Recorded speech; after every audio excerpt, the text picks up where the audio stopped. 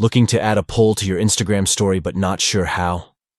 In this updated tutorial, we'll walk you through the steps to create an engaging poll on your Instagram story. To begin, open the Instagram app on your Android device. Once you're in the app, tap on the plus icon at the bottom and select Story to start creating your story.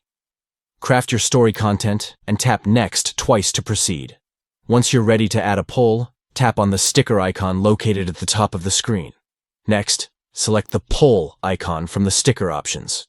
You can now input your question and customize the options for the poll. When you're done, tap Done to finalize the poll.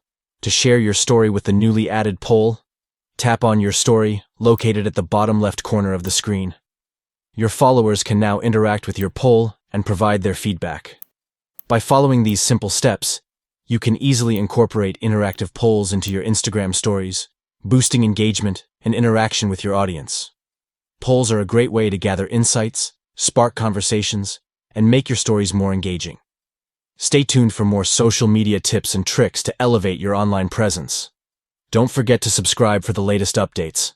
Thank you for watching, and we hope this tutorial helps you create captivating Instagram stories with polls.